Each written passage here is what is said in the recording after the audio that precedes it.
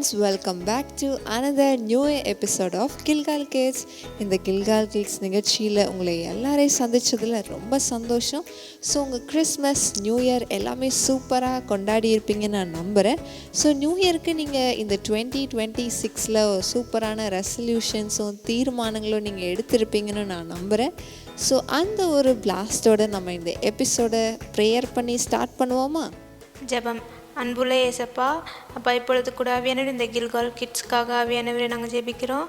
இப்பொழுது கூட இந்த நியூ இயரில் அவியானவரே அப்பா, அவர்கள் கேட்க போகிற இந்த கதை, பாட்டு, வசனம் அது எல்லாத்தோடையும் நீங்கள் இருந்து அது மூலியமாக அவங்க பிரயோஜனப்பட நீங்கள் கிருபை செய்யுங்க. இயேசு மூலம் ஜெபம் கேளும் நல்ல பிதாவே, ஆமீன். ஓகே ஃப்ரெண்ட்ஸ், நியூ இயர்க்கு நீங்கள் என்னெல்லாம் தீர்மானங்கள் எடுத்தீங்க? நிறைய நல்ல விஷயங்கள் பண்ணணும், நல்ல ஏசுப்பா பிள்ளையாக இருக்கணும் அப்படின்னு தானே தீர்மானங்கள் எடுத்தீங்க. ஆனால் இன்றைக்கி நம்ம இந்த கில்கால் எபிசோடில் உங்களுக்காக ஸ்பெஷலாக ஒரு டாப்பிக்கோட எபிசோட் நம்ம ஸ்டார்ட் பண்ண போகிறோம். இன்றைக்கி நம்ம கில்கால் எபிசோடோட தீம் என்னென்னு பார்த்திங்கன்னா, லவ் காட் மோர்.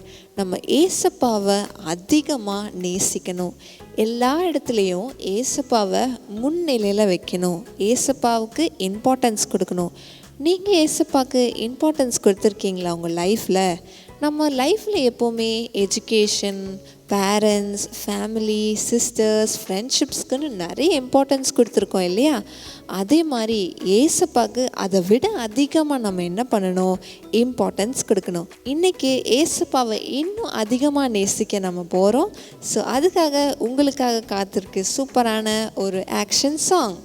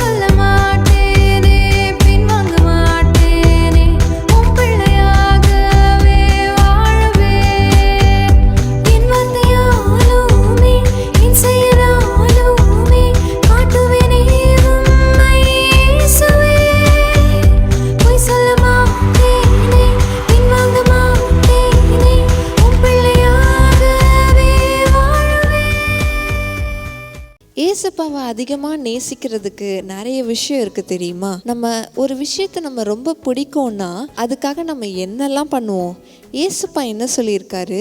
நம்ம கிட்ட நெருங்கி போகணுன்னா அவர் சொல்கிறத கீழ்ப்படியணும், அவர் கொடுத்துருக்க அந்த பைபிள் வசனங்களை நம்ம படிக்கணும், அவர்கிட்ட நம்ம ப்ரேயர் பண்ணணும். நம்ம லைஃப்பில் அவருக்கு இம்பார்ட்டன்ஸ் கொடுக்கறது எப்படின்னு நீங்கள் பார்த்தீங்கன்னா, ஃபஸ்ட்டு காலையில் எந்திரிச்சோன்னே என்ன பண்ணுவோம்? ப்ரேயர் பண்ணுவோம். அதுக்கப்புறம் அவரோட வசனத்தை தியானிப்போம். அவர் வசனத்தை தியானிக்கிறதுனால ஏசப்பா நம்ம வாழ்க்கையில் நம்ம எப்படி நடக்கணுன்றது நமக்கு சொல்லித்தராரு. இந்த உலகத்தில் இருக்கிற எல்லா பொருட்களையும் எல்லா விஷயங்களையும் விட ஏசப்பா தான் நம்ம லைஃப்பில் இம்பார்ட்டண்ட்டாக இருக்கணும். ஓகேவா? ஓகே, அடுத்ததாக உங்களுக்காக ஒரு சூப்பரான ஸ்டோரி காத்துக்கிட்டு இருக்கு. அந்த ஸ்டோரி கேட்கலாமா? ஹலோ குட்டீஸ், இந்த நாளில் கில்கால் கிட்ஸ் ப்ரோக்ராம் மூலமா உங்களை சந்திப்பதில் மிகுந்த சந்தோஷம் அடைகிறேன். எல்லோரும் எப்படி இருக்கீங்க? நல்லா இருக்கீங்களா? நம்ம இந்த நாளில் ஒரு குட்டி கதை கேட்கலாம். ஆண்டவர் ஒரு நாள் ஒரு வழி அருகே போயிட்டுருக்கும் போது ஒரு வாலிபர் வந்து ஆண்டவர் இடத்துல முழங்கால் படியிட்டு, நல்ல போதகரே, நித்திய ஜீவனை அடையும் வழியை வந்து எங்களுக்கு சொல்லுங்க அப்படின்னு சொல்லிட்டு கேட்குறாங்க.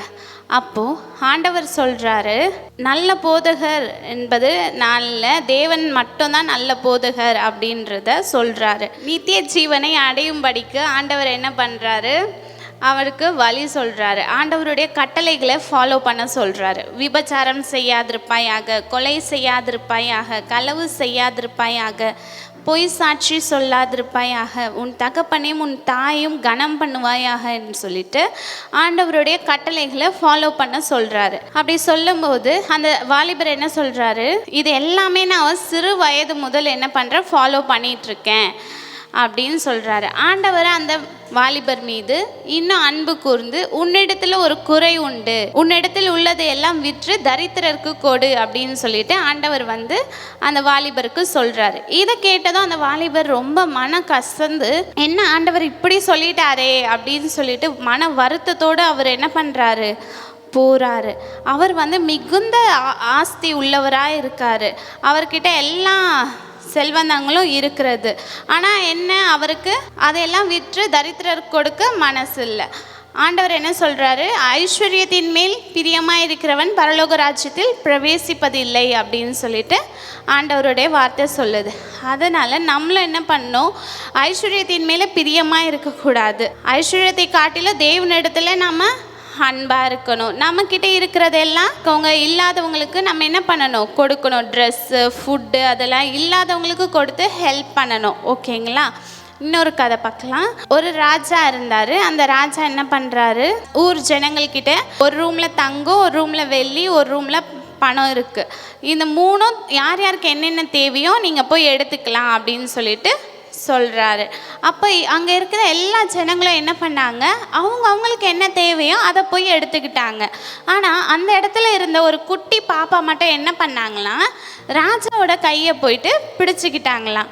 அப்போது ராஜா கேட்டாரா, ஏம்மா என் கையை பிடிச்சிக்கிட்ட, உனக்கு தேவையானது எதையும் எடுக்கலையா அப்படின்னு கேட்கும்போது அந்த பாப்பா சொன்னாங்களாம், எல்லாரும் அவங்களுக்கு தேவையானது எடுக்கிறாங்க, நான் போய் எடுத்தேன்னா ஒன்று தான் கிடைக்கும், ஆனால் நான் உங்களோட கையை பிடிச்சிக்கிட்டேன்னா எல்லாமே கிடைக்கும், அதனால தான் வந்து நான் உங்கள் கையை பிடிச்சிக்கிட்டேன் அப்படின்னு சொல்லிட்டு அந்த பாப்பா சொன்னாங்களாம். அதே போல் தான் நம்மளும் என்ன பண்ணணும், ஐஸ்வர்யத்தின் மீதோ பணத்தின் மீதோ அன்பு செலுத்துறதை விட தேவனிடத்தில் நம்ம அதிகமாக அன்பு செலுத்தினா இவை எல்லாவற்றையும் என்ன பண்ணுவார், தேவன் நமக்கு கொடுப்பார்.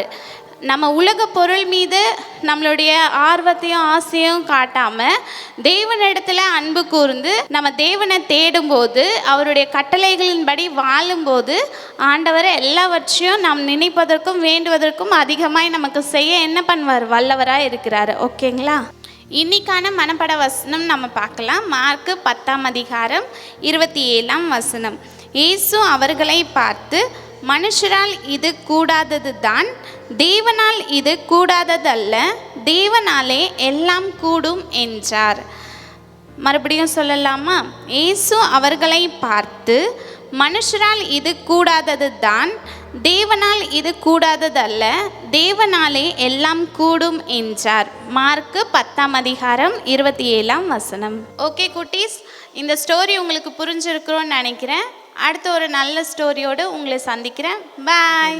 இந்த கதையில் மாதிரி நம்ம வாழ்க்கையிலும் இந்த உலகத்திற்குள்ள எல்லா மெட்டீரியலிஸ்டிக் திங்ஸை விடையும், எல்லா கனெக்ஷன்ஸை விடையும் ஏசப்பா கிட்ட நெருங்கி அவரை ஃபாலோ பண்ணும்போது தான் நம்ம வாழ்க்கையில் ஒரு ஆசீர்வாதம் இருக்கும்.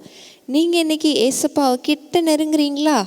ஓகே ஃப்ரெண்ட்ஸ், அடுத்த ஒரு சூப்பரான ஒரு ஆக்டிவிட்டி நம்ம பார்க்கலாம்.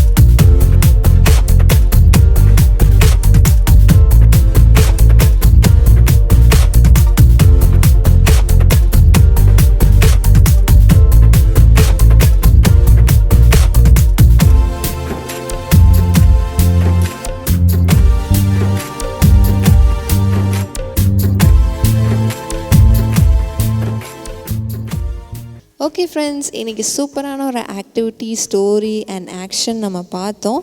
நம்ம வாழ்க்கையில் ஏசப்பாவுக்கு நம்ம ஃபர்ஸ்ட் பொசிஷன் கொடுத்தோன்னா நம்ம வாழ்க்கையில் இருக்க மற்ற விஷயங்கள் எல்லாமே கூட வந்துடும். நிறைய நேரத்தில் நம்ம பிரச்சனைகள் ஸ்ட்ரெஸ் ஆகி ப்ரெஷர் ஆகி நம்ம எப்போவுமே சோர்ந்து போவோம். ஆனால் அந்த இடத்துல கூட ஏசப்பாக்கு நீங்கள் இம்பார்ட்டன்ஸ் கொடுத்து ஏசப்பா கிட்ட ப்ரேயர் பண்ணி ஆண்டவர்கிட்ட அந்த பிரச்சனைக்கான சொல்யூஷன் கேட்கும்போது தான் உங்கள் வாழ்க்கையில் கூட அதிசயங்களும் அற்புதங்களும் நடக்கும்.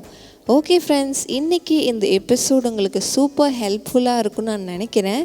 எத்தனை பிரச்சனை வந்தாலும் எவ்வளோ தான் கஷ்டம் வந்தாலும் நம்ம மனுஷரை தேடி போகிறதுக்கு முன்னாடி ஆண்டவர்கிட்ட ஒரு நிமிஷம் நீங்கள் ப்ரேயர் பண்ணிங்கன்னா உங்கள் வாழ்க்கையே செழிப்பாக மாறும்.